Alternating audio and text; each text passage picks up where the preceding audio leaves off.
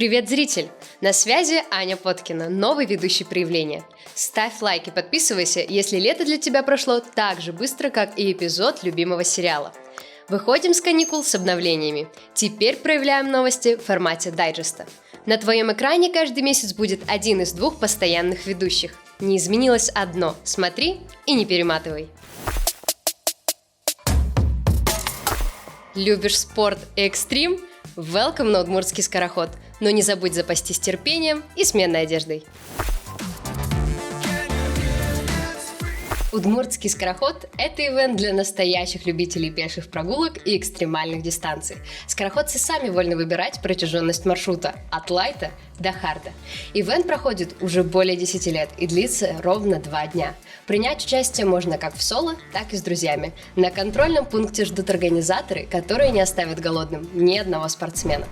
Ночевка в палаточном лагере с другими участниками, а трансфер до Ижевска доступен с любой точки маршрута. В этом году удмуртские скороходцы побили рекорд 2020 года по количеству участников.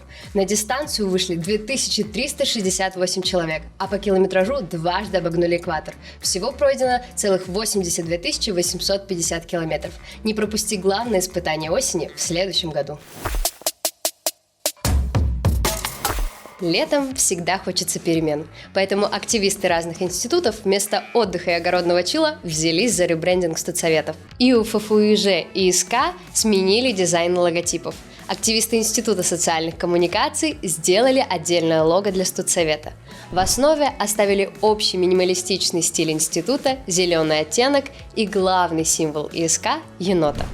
У ИУФФУИЖ другая история. Ребрендинг был непростым и длился все лето. На задумку нового лого привлекалось несколько дизайнеров. Как итог, вместо пера и совы – геометрический удмуртский орнамент. На этом не остановились. Поменяли картинку и взялись за редизайн комнаты студсовета. Желтые стены сменили белые, где-то вставили темные акценты и появилась новая мебель – диван, шкафы и мелкий декор. И ПСУП тоже не отстает.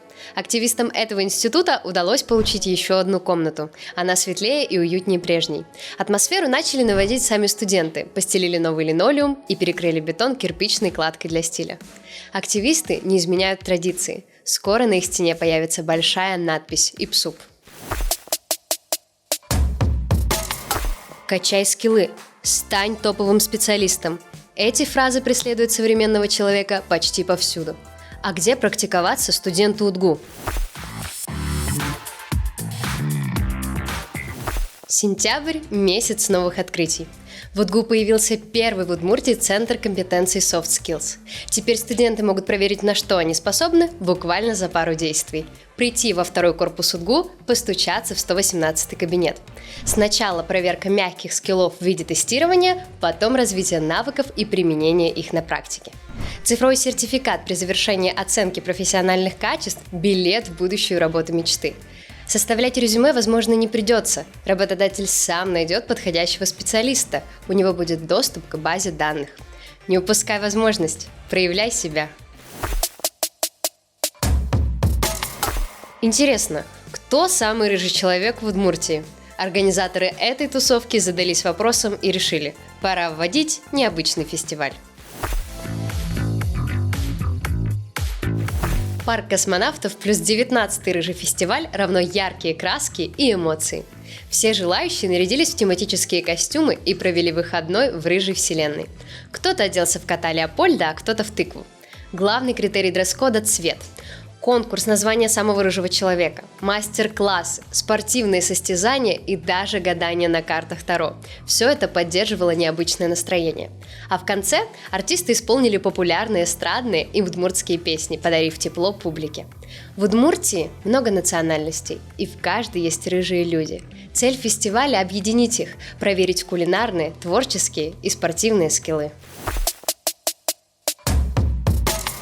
Каждый журналист желает знать, где найти годную инфу по специальности. Как бы сказали великие люди, на Ютубе все есть. А мы скажем: смотри Медиадан. Команда кассеты подсуетилась и приготовила для тебя полезный движ. Уже стартовала республиканская лаборатория Медиадан. Прокачай себя по 4 направлениям: операторскому и корреспондентскому мастерству, практике письма и основам фотографии. Для тебя онлайн-обучение и возможность поехать на выездную смену, где молодые креаторы со всей Удмуртии будут работать над реальными кейсами. Спойлер, на оффлайн-части тебя ждут топовые спикеры. Будь с нами, будь в медиа. Тут могла быть новость про подземный переход УДГУ, но нет ремонта, нет и новости. Хочешь узнать, когда его доделают? Подписывайся на группу, включай уведомления и не пропускай новые выпуски проявления.